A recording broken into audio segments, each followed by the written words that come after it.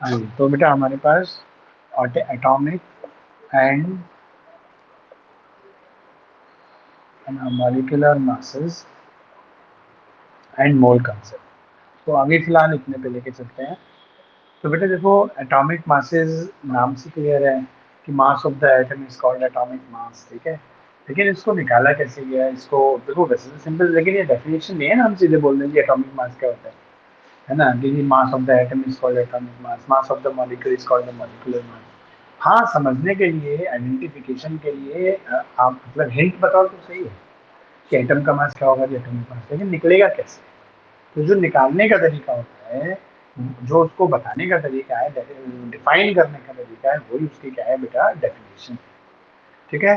तो देखो, atomic mass की जो पुरानी डेफिनेशन थी, ठीक है, तो उसी पे बेस्ड है relative atomic mass. Relative atomic मास, इस रिलेटिव एटॉमिक मास पे ओल्ड डेफिनेशन है, और रिलेटिव एटॉमिक मास पे बेटा हमारी मॉडर्न डेफिनेशन। ठीक है, तो क्या है वो, क्या नहीं है, वो देखते हैं। क्लियर, आवाज तो मेरी आ रही है, समझ को बता। बच्चों आवाज आ रही है मेरी तरफ पर? एक भी बच्चा बता दे कोई। हाँ जी आदित्य, आवाज आ रही है? हाँ जी देव, बेटा आ रही है आवाज? ठीक, चलो चलो चलो, ठीक। तो देखो बेटा, शुरुआती टाइम पे हम किसी भी एटम का जो मास निकालते थे, ठीक है ना, मास ऑफ द एटम जो था बेटा, किसी भी एटम है ना, ऑफ एनी एलिमेंट, ठीक है। जैसे मान लो हमारे पास हाइड्रोजन एलिमेंट है फॉर एग्जांपल, तो ये क्या है, तो हाइड्रोजन एलिमेंट है पूरा, और उसके अंदर छोटा सा ये चीज क्या होती है बेटा, हाइड्रोजन, है ना, एटम होता है, ठीक है। Clear point. तो इस तरीके से देखो हमारे पास क्या होता है, इसका जो मास था किसी भी एलिमेंट के, एटम का जो मास, तो सबसे पहले बेटा हम हाइड्रोजन के बेसिस पे बनाते हैं। क्लियर। तो वो चीज हमारे पास क्या होता है,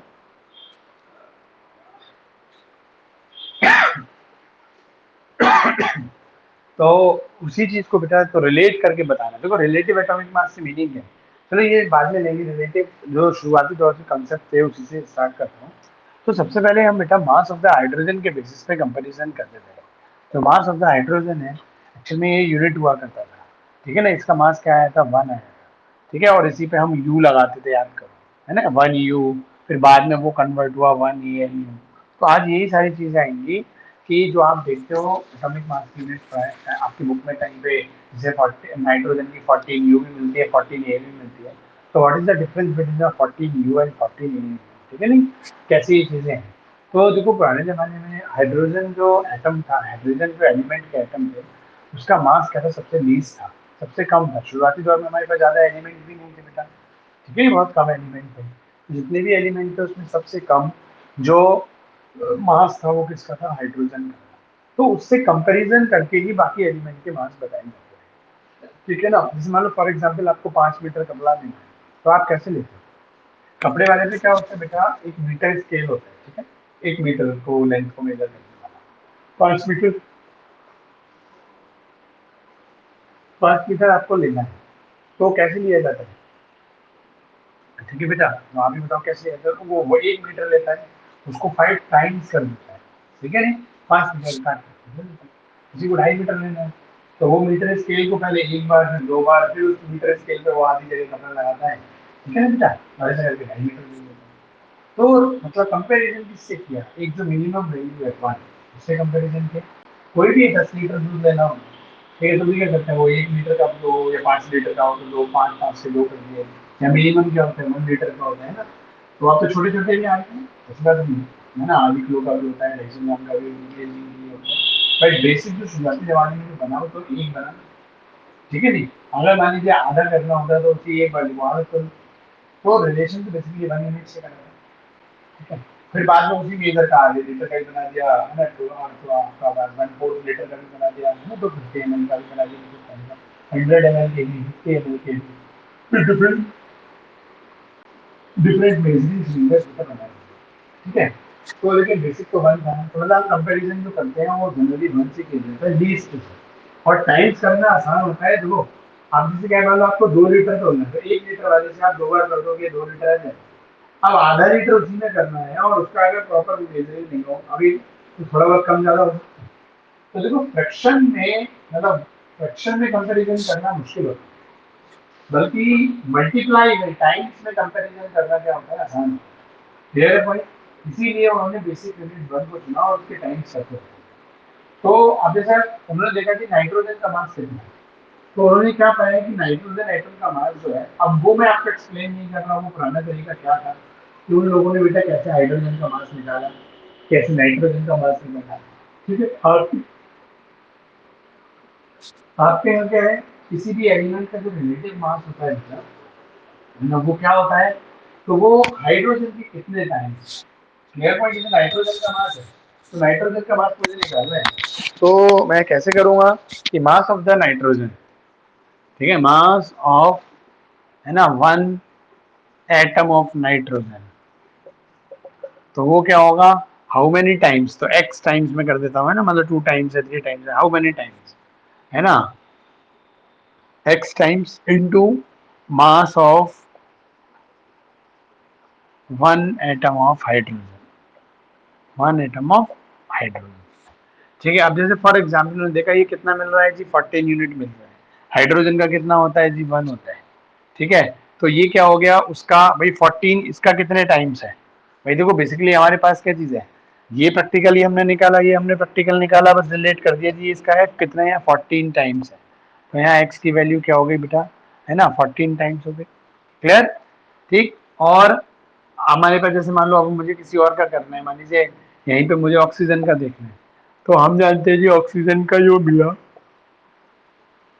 प्रैक्टिकली वो 16 मिला बेटा। ठीक है, तो 16 जब मिला तो 16 क्या है, हाइड्रोजन का क्या है, 16 टाइम्स है। क्लियर? तो किसी भी पुराने जमाने में किसी भी एलिमेंट का जो, इवन आप ये सोचो इलेक्ट्रॉन प्रोटॉन भी डिस्कवर किए गए थे, तो आप पढ़ के आए होगे 9th में, relative mass of electron, relative mass of electron and relative mass of proton, वो भी क्या थे आप याद करो, इलेक्ट्रॉन का मास हाइड्रोजन एटम के मास के, है ना, 1836वां पार्ट था, या कहीं कहीं 36 की जगह 40 दे देते हैं। ठीक है, और प्रोटॉन का mass equal to hydrogen atom था, इक्वल टू हाइड्रोजन एटम। तो आप देख रहे हो कि इलेक्ट्रॉन प्रोटॉन शुरुआती दौर में हमारे पास नहीं थे, बहुत मतलब काफी बाद में डिस्कवर हुए, एटम के मास के बाद में डिस्कवर हुए। क्लियर है? तो उनका मास भी शुरुआती दौर में जो निकाला गया वो हाइड्रोजन से रिलेट करके निकाला गया। तो देखिए प्रैक्टिकली डिफरेंट डिफरेंट एलिमेंट के एटम का मास निकाला इन्होंने।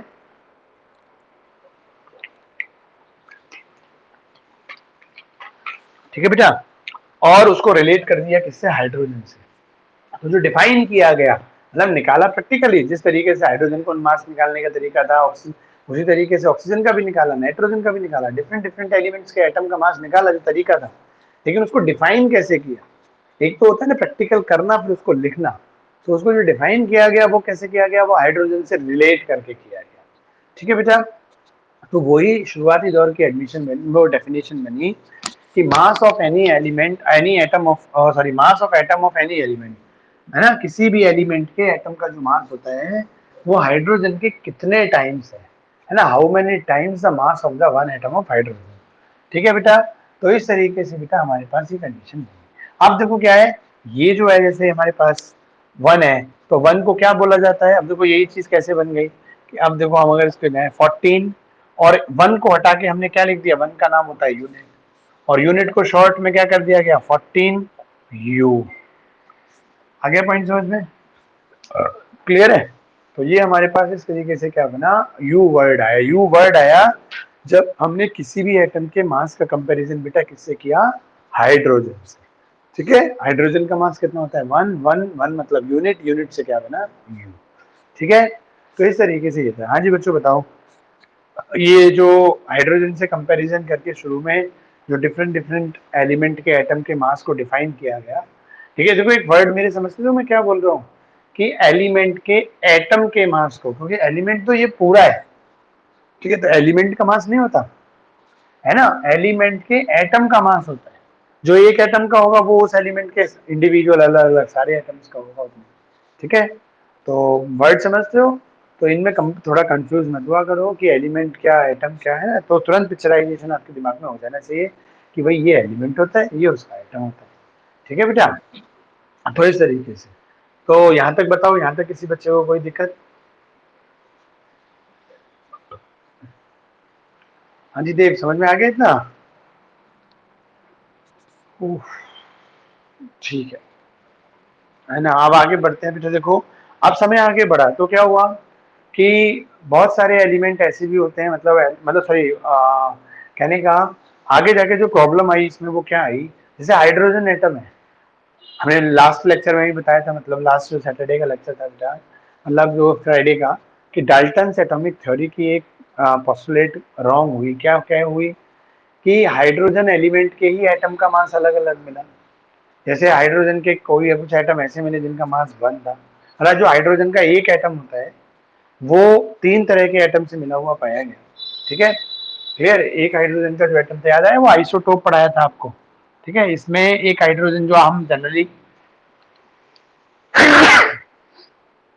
हाइड्रोजन बेटा हम जो जनरली पढ़ते हैं, है ना, एक हाइड्रोजन एटम में 3 तरह के हाइड्रोजन होते हैं, वो इसका कॉम्बिनेशन होता है। याद है मैंने कहा था कि इस पूरे में 99.9% तो जो होता है वो ये 1 मास वाली हाइड्रोजन होती है, बाकी इसमें बचे हुए 0.1 पार्ट में ये दोनों हाइड्रोजन होते हैं। तो इन तीनों का कॉम्बिनेशन होता है ये।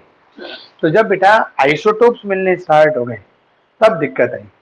ठीक है ना, अब हम कंपैरिजन कैसे करें कैसे नहीं करें, एक प्रॉब्लम समझ में आया नहीं?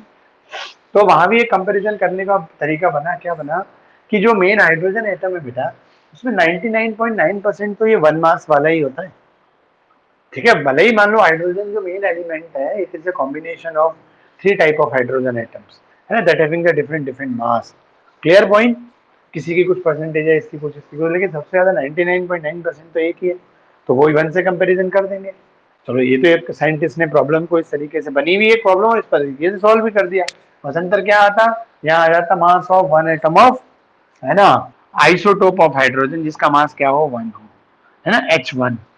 ठीक है, हाइड्रोजन के उस आइसोटोप्स के कितने गुना है जिसका मास 1 है। ठीक है बेटा, वो तो ऐसे करके इन्होंने इसको चेंजेस कर दिया। क्लियर? ये बीच बीच की चीजें किताबों में नहीं मिलती बेटा, आप देखना बुक्स में पढ़ना, आपको ये चीजें नहीं मिलेंगी। क्लियर है? वो बस एक मेन हाइड्रोजन का बताएंगे और देन उसके बाद हमारे पास वो C12 वाले पाएंगे। मैं अब ये बीच की कहानी बता रहा हूँ आपको कि C12 वाला पॉइंट आया कैसे। ठीक है, आप एक डेफिनेशन पढ़ के आए ना, 1/12 into mass of 1 atom of C12, वो कैसे बनी, और उसके बीच में भी कुछ और भी आया था कि नहीं आया था, तो वो पूरा डिफाइन कर रहा हूँ। ठीक है, तो शुरुआती दौर में जब बेटा ये ऐसी दिक्कत आई, ठीक है ना, तो हमारे पास हाइड्रोजन एलिमेंट के क्या बनने लगे, है ना, आइसोटोप बनने लगे। एक मिनट बेटा, है ना, थोड़ा सा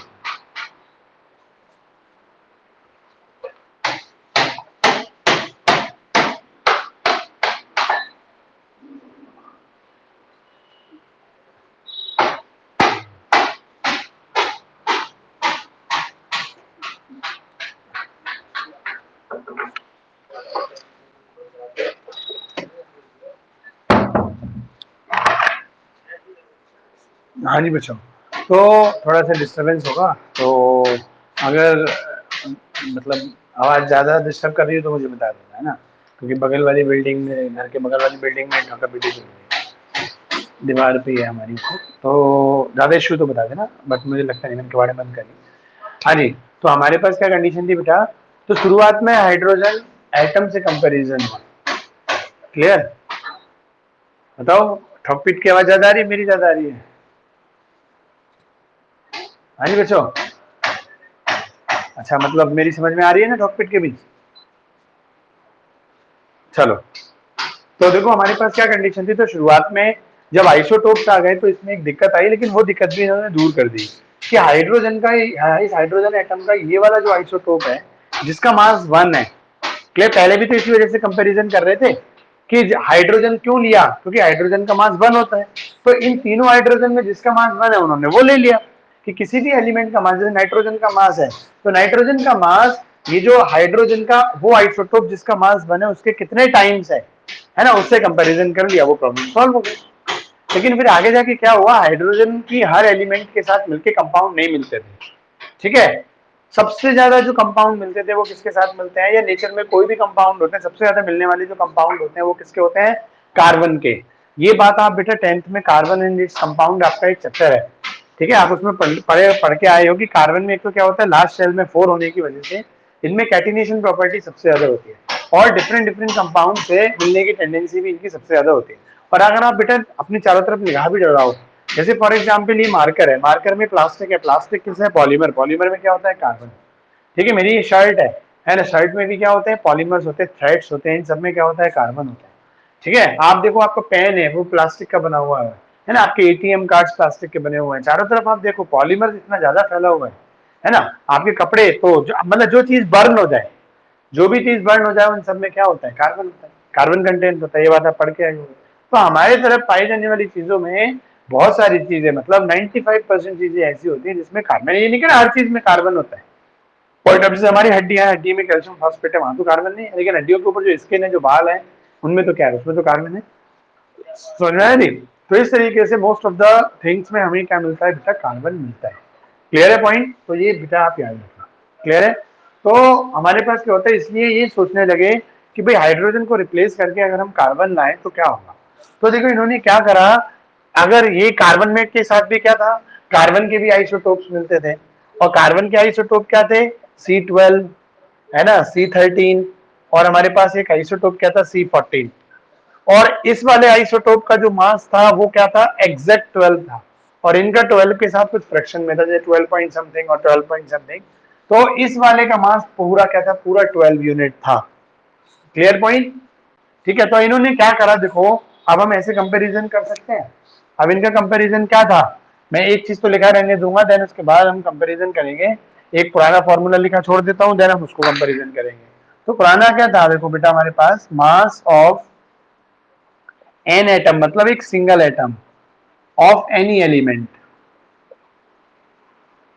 ठीक है, वो हमारे पास क्या था, है ना, एक्स टाइम्स या हाउ मेनी टाइम्स, है ना, into mass of one atom of hydrogen. शुरुआती दौर में यही था, वो हाइड्रोजन की जगह फिर बाद में H1 हो गया। ठीक है, हमें नाइट्रोजन का निकालना था, तो नाइट्रोजन का क्या हो गया, 14 टाइम्स हो गया किसके, ठीक है, इनटू इसका क्या होता था 1। तो इस तरीके से क्या बन के आएगा, 14U बन के आएगा। ठीक है, ये चीज हम पढ़ते हैं बेटा। चलो ये तो हो गया ओल्ड कंसेप्ट, मॉडर्न की बात करता है। तो अगर बेटा देखो मुझे नाइट्रोजन का मास तो बदलेगा नहीं, चाहे ओल्ड तरीका ले लो या वो ले लो, वो तो 14 ही रहेगा। ये जो 1 है इसको इन्होंने कंपैरिजन कैसे कर दिया बेटा, 1/12 into mass of 1 atom of, है ना, C12। और जो C12 होता है उसके 1 एटम का मास कितना होता है बेटा, एग्जैक्ट 12 होता है। ये मैंने अभी आपको ऊपर बताया, जो C12 का एक एटम होता है इसका मास एग्जैक्ट 12 होता है। तो बेटा 12 है, हमें तो कंपैरिजन तो बेटा 1 से करना है ना, बेसिक पॉइंट तो 1 है। अब 1 कैसे आए, हमें कार्बन भी लाना है एक तो, क्योंकि carbon most of the elements में मिलता है, मतलब कंपाउंड्स में मिलता है नेचर में। अब जो प्लांट है बेटा, है ना, एलिमेंट हो गए, है ना, और आपके पास जितने भी एनिमल्स होते हैं इनकी स्किन होती है, ठीक है, प्लांट्स होते हैं इसमें लीव्स वगैरह, है ना, फ्रूट्स वगैरह, सब में कार्बन मिलता है। ठीक है, तो इस तरीके से बेटा हमारे पास क्या है, कार्बन को तो इंट्रोड्यूस करना था, लेकिन 1 भी रहना चाहिए, तो कैसे बनेगा, है ना, इस अगर 12 को मैं 12 से डिवाइड कर दूं तो ओवरऑल क्या चीज बन के आ गई, ये 1 बन जाएगा। तो देखो इतने हिस्से की वैल्यू भी क्या आ गई, इतने हिस्से की वैल्यू भी 1 ही आ गई। क्लियर? तो मैं हाइड्रोजन की जगह इसको रिप्लेस कर सकता हूँ। तो यही मॉडर्न डेफिनेशन बन गई फिर हमारी। ठीक है नहीं बेटा, कि किसी भी एलिमेंट के एक एटम का मास कार्बन के C12 के 1 एटम के 1/12 के, है ना, यही देता है। तो रिलेट, है ना, मॉडर्न डेफिनेशन क्या है बेटा, कि mass of the element is how many times to the 1/12 of the mass of 1 atom of C12। किसी भी एलिमेंट का मास कार्बन 12 के 1 एटम का 1/12 कर दो और इसका कितने गुना है, कितने टाइम्स है। जैसे ऑक्सीजन में ये देखो, अब ये चीज क्या बन गई, ये तो 1 बन गई ना। ठीक है, वही हाइड्रोजन के बराबर, हाइड्रोजन का भी वैल्यू क्या आती है 1, H1 की भी वैल्यू क्या थी 1, और कार्बन 12 का 12 था तो हमने 12 से डिवाइड कर दिया, तो ओवरऑल वैल्यू क्या बन गई बेटा, फिर 1। तो ये और ये कहने का मतलब, ये और ये बेटा एक दूसरे के इक्विवेलेंट हो गए कि नहीं हो गई, मतलब वैल्यू अलग बराबर होगी ना इनकी। तो इसलिए हम इसको इससे रिप्लेस कर सकते हैं। तो यही मॉडर्न डेफिनेशन बन गई। अब आप अपनी बुक्स में देखना या 9th में पढ़ के आए होगे आप लोग ये चीजें बेटा, ठीक है। तो मॉडर्न डेफिनेशन यही होती है कि किसी भी एलिमेंट का मास, ठीक है, कार्बन 12 के एक एटम के 1/12 के कितने टाइम्स है, कि mass of an atom of any element is how many times, ठीक है, to the 1/12 of mass of one atom of C. Clear है पॉइंट बेटा। और इस चीज को एक नाम दिया गया बेटा, ये जो मैं आप देख रहे हो इसको नाम बोलते हैं हम AMU, atomic mass unit, atomic mass unit. तो एटॉमिक का ए, मास का एम और यूनिट का ए।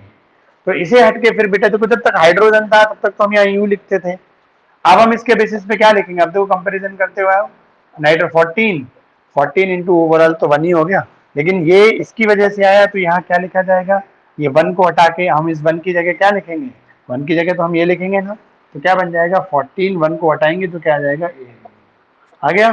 तो अब हम नाइट्रोजन का मास पढ़ते हैं 14 AMU। पुराने जमाने में हम क्या पढ़ते थे, नाइट्रोजन का मास बेटा 14 U। अब आपको समझ में आया कि 14 U और 14 AMU का डिफरेंस क्या है। पुराने जमाने में जब नाइट्रोजन के एक एटम का मास हाइड्रोजन के 1 एटम के मास से कंपैरिजन करके निकाला गया, हाइड्रोजन का मास 1 होता है तो यूनिट से U आया, और अब हमने हाइड्रोजन को हटा दिया और उसकी जगह क्या लगा दिया, ये हिस्सा, और इसको क्या और बोला जाता है 1 AMU, ठीक है, एटॉमिक मास यूनिट, ठीक है बेटा, क्योंकि इसकी वैल्यू 1 होती है और एक एटम के मास की यूनिट है ये, है ना, इसको यूनिट बनाया क्योंकि वैल्यू तो ये है 14, ये तो यूनिट का काम कर रही है ना बेटा। जैसे होता है 5 मीटर 10 मीटर, है ना, तो ऑक्सीजन का मास कितना हो जाएगा 16 AMU, सल्फर का मास कितना हो जाएगा 32 AMU। तो इसका मतलब क्या आएगा 32 AMU का, कि थर्ट का सल्फर का जो मास होता है 32 किसका होता है, सल्फर का। तो सल्फर का मास, है ना, कार्बन 12 का जो 1 एटम है मास उसके 1/12 के 32 टाइम्स। क्लियर, कि mass of the sulphur is 1 time 32 times of the 1/12 of mass of 1 atom of C2, ठीक है। तो इस तरीके से बेटा ये AMU आया। क्लियर। तो अब यहाँ पे आपको मतलब इसमें कोई इशू बताओ बेटा, कि मतलब इसको बोला गया रिलेटिव मास। तो देखो रिलेटिव जो हमारा मास होता है रिलेटिव एटॉमिक मास। अब देखो रिलेटिव एटॉमिक मास इन चीजों को क्यों बोला गया, क्योंकि एटम का मास रिलेट करके बताया गया।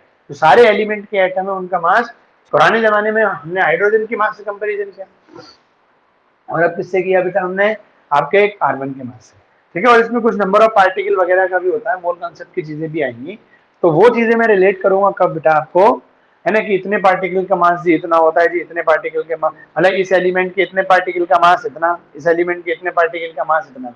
तो वो पार्टिकल के नंबर ऑफ पार्टिकल के मास से कंपेरिजन करना मैं अभी इसलिए नहीं बता रहा हूँ, ठीक है, क्योंकि अभी आप मोल कॉन्सेप्ट जब आएगा लास्ट में इसमें, है ना, atomic mass, molecular mass, then mole concept, वो मोल कॉन्सेप्ट के टाइम पे मैं कंपैरिजन कर दूंगा, ठीक है ना बेटा। कुछ बुक्स बच्चे बुक्स में पढ़ेंगे तो वो चीज मिलेगी यहीं पर एटॉमिक मास वाले टॉपिक में ही मिलेगी, ठीक है ना। तो वो अभी मैं नहीं कर रहा, क्लियर, ठीक है बच्चों। बताओ यहाँ तक आप बच्चों लोगों, हाँ जी, यहाँ तक वाली चीज में किसी को कोई दिक्कत हो तो, हाँ जी जानवी, जानवी बेटा, जानवी आवाज आ रही है मेरी,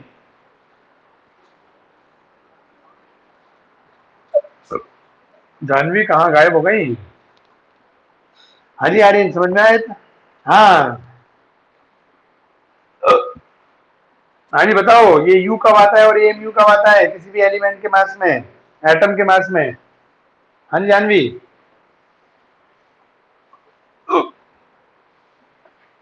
कार्बन में नहीं, जब हम किसी भी एलिमेंट के मास को कार्बन से कंपैरिजन करते हैं, है ना, C12, और कार्बन से भी नहीं C12 के मास से कंपैरिजन करते हैं, है ना, तो वो एम्यू आता है।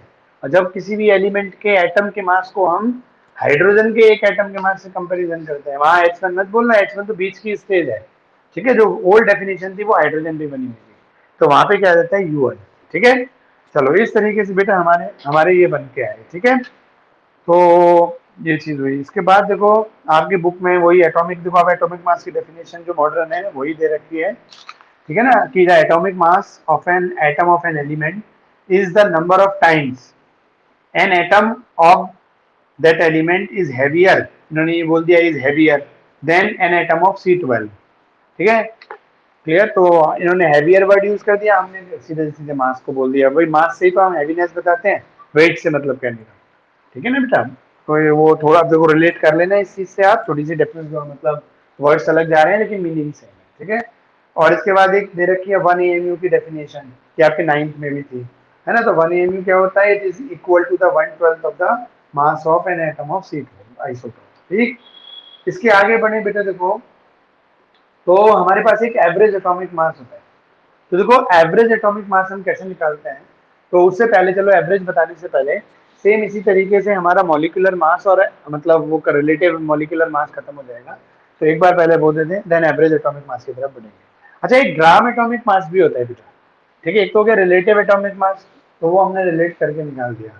एक होता है ग्राम एटॉमिक मास, तो वो क्या होता है, तो किसी भी बेटा एटम का जो मास होता है उसकी यूनिट क्या होती है, AMU।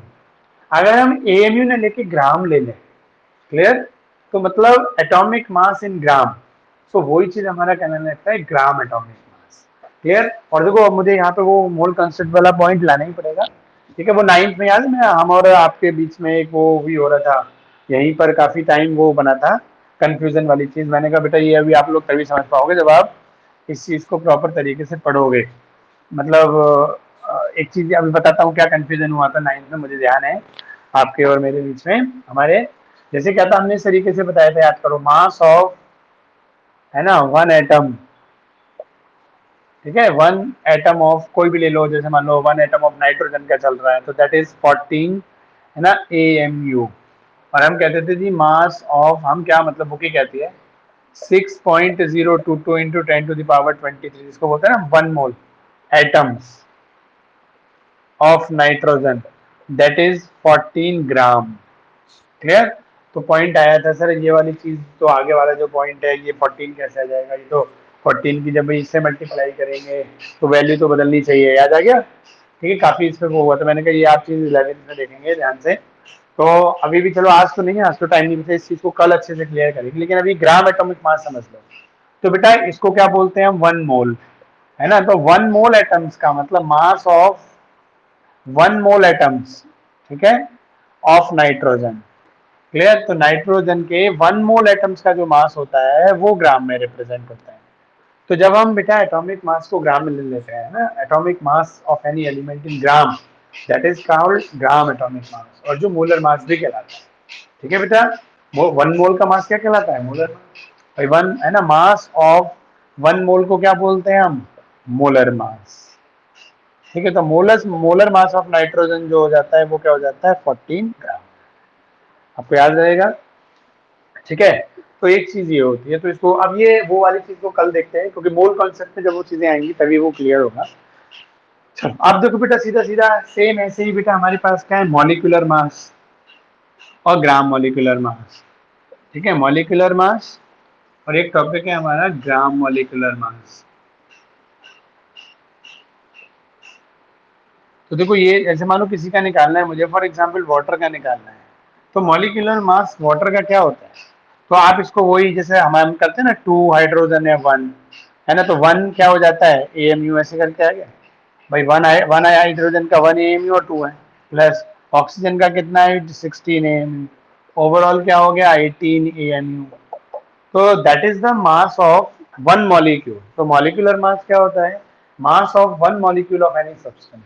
और इसका कंपैरिजन अभी भी किससे किया गया है, जो 18 निकल के आया वो AMU है, AMU का मतलब वही आ गया 18 इंटू 1/12 ऑफ, है ना, मास ऑफ, है ना, एन एटम ऑफ C12। एक एन एटम ऑफ C12 का जो एटम है उसका 1/12 करोगे तो ये चीज पूरी बन के क्या आ जाएगी, वही आ गई 1। और इसको हटाएंगे तो क्या कर देंगे हम, AMU। आगे समझ में। तो बेटा जैसे हमने एटम की जो मॉडर्न डेफिनेशन बताई एटॉमिक मास की, कि किसी भी एलिमेंट के एक एटम का मास जी 1/12 of mass of one atom of C12 के कितने टाइम्स है, हाउ मेनी टाइम्स, तो वो हमारा क्या बनता है, ठीक है, एटॉमिक मास बन जाता है। ऐसे मॉलिक्यूलर मास होता है कि किसी भी कोई भी मॉलिक्यूल जिन्हें एटम से मिलकर बना है ना, उन सबके मास को ऐड करो और वो टोटल मास, है ना, इसके कितना टाइम्स है, क्योंकि इसकी वैल्यू तो 1 ही होती है, तो इसके कितने टाइम्स है वो आपका क्या बन जाता है बेटा, आपके पास मॉलिक्यूलर मास, है ना। तो और ग्राम मॉलिक्यूलर मास क्या है, वही सेम चीज, कि मॉलिक्यूलर मास को जैसे हम 18 AMU ना लिख के हम यहाँ क्या लिख दें, 18 ग्राम। और वो 18 ग्राम क्या होगा, ठीक है नहीं, वो मास of 1 mole, mass of 1 mole molecules of H2O। Water के 1 मोल मॉलिक्यूल्स का मास कितना आएगा बेटा? 18 ग्राम आएगा, जिसको हम मोलर मास बोलते हैं। तो वही molecular mass, gram molecular mass. ठीक है बेटा, क्लियर है? तो इस तरीके से बेटा देखो ये चीजें बनती हैं। तो ये आज आप एक बार बुक से देखना, क्लियर है? और इसमें एक चीज और है, फॉर्मूला मास। ठीक है, एवरेज, मैं कल आपको एवरेज एटॉमिक मास वो कल बताता हूँ। और एक आपके पास वो जो चीज थी हमारी, क्या कहते हैं, वो क्वेश्चन, वो कोशिश करता हूँ उसको मतलब 1 मोल के मास को रिलेट करने की, वही मोल कॉन्सेप्ट है। तो मोल कॉन्सेप्ट पढ़ाएंगे तो वो अपने आप ही नहीं, कल तो नहीं, जिस दिन मोल कॉन्सेप्ट आएगा उसमें आ जाएगा। ठीक है, तो एक हमारे पास क्या होता है बेटा, देखो फॉर्मूला मास, वो और सुनो क्या होता है फॉर्मूला मास। पुराने जमाने में देखो बेटा, जो आयनिक कंपाउंड थे, आयनिक कंपाउंड अब याद करो, आपके 9th में जैसे क्या सिखाया जाता था, कैल्शियम कार्बोनेट आपको बनाना है, तो आप कैसे बनाते थे? आप इधर की तरफ कैल्शियम लिखते थे, इधर की तरफ कार्बोनेट लिखते थे। कैल्शियम की वैलेंसी +2, इसकी -2, क्रॉस मल्टीप्लाई करी, दोनों की 2 2 है तो भाई ये 2 और इसके पीछे भी 2 आया, 2 से 2 कट गया, आपके पास क्या बच गया? Calcium carbonate. ऐसे बनाते थे। तो क्या बोलते थे आप? याद करो, केमिकल फॉर्मूला बोलते थे। तो केमिकल फॉर्मूला बोला जाता था नहीं? याद करो, तो शुरुआती दौर में बेटा हमारे पास जितने भी हमारे पास कंपाउंड आए थे वो जनरली आयनिक कंपाउंड थे, और आयनिक कंपाउंड को केमिकल फॉर्मूला बोला जाता था। ये कोवलेंट कंपाउंड, कार्बन के कंपाउंड, ये बाद में डिस्कवर हुए, मतलब ऑर्गेनिक वाले, और कोवलेंट बाद में डिस्कवर हुए। पहले जो हमें नेचर में मिले वो जनरली आयनिक थे। और आयनिक को वो तो जब शेयरिंग वाले मिल गए, तब दो तरह के हो गए, तब एक डिवाइडेशन बना कि ये आयनिक है और ये क्या है, कोवलेंट है। पहले तो सारे क्या थे, थोड़े बहुत थे, जैसे CO2 टाइप, H2O टाइप ये थे। ठीक है, नहीं, लेकिन इनमें वो डिसाइड ही नहीं कर पा रहे थे जब तक। तो मोस्ट ऑफ द क्या थे उस टाइम, आयनिक थे। तो आयनिक कंपाउंड को आयनिक ना बोल के क्या बोला जाता था बेटा? पहला केमिकल फॉर्मूला। और उन केमिकल फॉर्मूला का जो मास होगा वो क्या बोला जाएगा? फॉर्मूला मास, है ना? क्लियर है पॉइंट? तब तक मॉलिक्यूल नाम की चीज ही नहीं थी। तो इसलिए बेटा आयनिक कंपाउंड का जो मास होता है, मतलब जो आयनिक सॉल्ट्स होते हैं, जैसे NaCl है, 1Na, 1Cl, दोनों मिलकर NaCl बनाते हैं। आज तो उसको मॉलिक्यूलर मास ही निकालते हैं। लेकिन पुराने जमाने में क्या था, जब तक ये आयनिक और कोवलेंट और मॉलिक्यूल वाली चीज थी नहीं, तब तक तो हम इन सबको क्या बोलते थे, आयनिक कंपाउंड को? Chemical formula. और केमिकल फॉर्मूले का मास क्या कहला जाएगा? Formula mass. ठीक है, तो इस तरीके से जो अब NaCl देखो क्या होता है बेटा, एक ये नेटवर्क लाइक स्ट्रक्चर होता है, जैसे एक Na, उसके सराउंडिंग में एक Cl इधर, एक इधर, एक ऊपर और एक नीचे, एक आगे और एक पीछे, इस तरीके से होते हैं बेटा। तो अब और एक Cl पे, फिर एक Cl पे एक Na इधर, एक Na इधर, एक Na इधर, एक Na इधर, एक ऊपर और एक नीचे। तो मतलब ये एक नेटवर्क लाइक स्ट्रक्चर बनता है। तो इसकी जो मिनिमम यूनिट होती है, जैसे एक Na पे 6 Cl है और फिर एक Cl पे 6 Na है, तो इनका एवरेज मिनिमम निकालोगे तो क्या आएगा? 1:1 आएगा। भाई 1 Na contain 6 Cl around there, है ना, and 1 Cl contain 6 Na। Clear? तो एवरेज बराबर आ गया, 1:1, 6:6, 1:1। ठीक है, तो वो जो मिनिमम यूनिट होती है उसका जो मास होता है उसको क्या बोलते हैं? Formula mass. समझा? जैसे कैल्शियम कार्बोनेट ये भी आयनिक है, तो एक कैल्शियम आयन के अराउंड में कई वो क्या होंगे? हमारे कार्बोनेट आयन होंगे। फिर एक कार्बोनेट आयन के सराउंडिंग में कल हमारे कल क्या कई क्या होंगे बेटा? कैल्शियम आयन होंगे। फिर इनका एवरेज निकाला, मतलब वो मिनिमम रेशो क्या आया कि 1 कैल्शियम आयन क्या होता है? जैसे 6, देखो एक Na पे 6 Cl है और एक Cl पे 6 Na है, तो ये तो बहुत सारा, मतलब एक नेटवर्क लाइक स्ट्रक्चर है। लेकिन इसका मिनिमम रेशो क्या आया? 6:6, 1:1, मतलब एक Na पे एक Cl, ये एक फॉर्मूला बनाया गया जिसको बोलो, और उसका मास जो है वो क्या कहलाता है? हमारा फॉर्मूला मास। ठीक है, ये चीज। और आज तो मॉडर्न में आप चाहे NaCl हो, चाहे बेटा CO2 हो, चाहे HCl हो, कोई भी हो, सबको एक मॉलिक्यूल माना गया। अब है ना, मतलब एटम एटम मिलके मॉलिक्यूल बनाते हैं, चाहे सेम एटम के मिले, चाहे डिफरेंट एटम के मिले, चाहे इलेक्ट्रॉन को ले दे के मिले, चाहे शेयरिंग करके मिले, और मॉलिक्यूल। फिर मॉलिक्यूल के दो पार्ट हो गए, आयनिक, मतलब मॉलिक्यूल में क्या, मॉलिक्यूल ऑफ एलिमेंट है, मॉलिक्यूल ऑफ कंपाउंड है। ठीक है, वहीं से शेयरिंग और आयनिक और कोवेलेंट हो गए। ठीक है ना बेटा, इस तरीके से। लेकिन पुराने जमाने में ऐसा नहीं था। पुराने जमाने में क्या बोलते थे हम? Formula mass. ठीक है, चलो। तो ठीक है बच्चों, तो आज ये 3-5 टॉपिक हुए बेटा। ठीक है, हमारे क्या क्या कि जी atomic mass, relative atomic mass, और उसकी ओल्ड डेफिनेशन और मॉडर्न डेफिनेशन। ठीक है, एक हमारा ग्राम एटॉमिक मास। ठीक है, क्लियर? और मॉलिक्यूलर मास और ग्राम मॉलिक्यूलर मास। ठीक है, मोलर मास, और एक हमारा फॉर्मूला मास। तो ये 5 टॉपिक कवर हुए। तो इन 5 टॉपिक में किसी को कोई दिक्कत तो नहीं है बेटा? किसी को कोई इशू हो तो बताओ।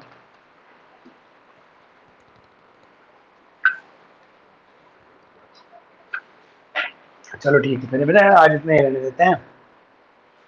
और क्या कहते हैं, तो बाकी देखते हैं नेक्स्ट में कल में, है ना? अभी थोड़ी बेटा मेरी तबीयत भी ठीक नहीं चल रही है, पिछले फ्राइडे से ही तुम देखा वो क्लास में भी थोड़ा ऐसे रहता है। हाँ ठीक है। तो अभी इन टॉपिक कल देखते हैं ना, एवरेज और आगे चीज़ों को कवर करते हैं। ठीक है बेटा। तो वन बाई वन आप क्विट कर दीजिए। और आज मैं ऐसे करता हूँ, आपको एल की एक शीट भेजता हूँ बेटा, है ना। तो एल में शॉर्ट में दे रखा है, जैसे मैं दो भेजूंगा। एक मैं लॉन्ग नोट्स भेजूंगा आपके पीडीएफ के, ठीक है। इसमें पूरा पूरा लेंथ है, वो प्रदीप की बुक के भेजूंगा। क्लियर। तो जो बच्चे ज़्यादा पढ़ना चाहते हैं, मतलब छोटे के अलावा एक्स्ट्रा भी पढ़ना चाहते हैं, वो उनको वहाँ मिल जाएगा। और बाकी नोट्स कैसे बनाने हैं बुक में शॉर्ट में, कहीं एक दो बच्चों के मेरे पास दो तीन बच्चों के फोन मतलब मैसेज आए थे, सर ये सारे सारे लिखने हैं। मैंने कहा नहीं, इनको पढ़ो, स्क्रीन करो, फिर शॉर्ट में लिखो। तो मुझे लगता है आपको नोट्स में लिखने में शायद दिक्कत हो रही है। तो मैं एक एलन के, जो एलन कोचिंग सेंटर है, मैं उसके जो अब तक जितना पढ़ा दिया है, एक उसके नोट्स भेजूंगा, वो आपके शॉर्ट में हो जाएंगे। तो लिखने के लिए वो बहुत है केवल, लेकिन पढ़ने के लिए देखो हमारे पास क्या होता है, जो लिखने के अलावा डेप्थ भी पढ़ना चाहिए। तो मैं दोनों, पिछली बार मैंने वो डेप्थ ही भेजा था, ठीक है ना। और मैंने कहा था आप अपने मन से पढ़ो, उसमें काम काम की चीज़ निकालो, मैंने क्या पढ़ाया है और उसमें क्या है, स्क्रीन करो, शॉर्ट में लिखो। मुझे लगता है कई बच्चों को दिक्कत हो रही है, ठीक है। तो शॉर्ट में लिखने के लिए वो एलन के भेज दूंगा, ठीक है ना बेटा। बाकी एक दूसरे भी भेजूंगा, तो वो आप पहले भेज चुका हूँ, बचा कुछ आप भेजूंगा, और वो शुरू से भेजूंगा एलन वाला। तो आप वो कर देख लीजिएगा, ठीक है। चलो बेटा क्विट करो जल्दी से। Okay bye. One by one करते जाओ बेटा, है ना। वंदना,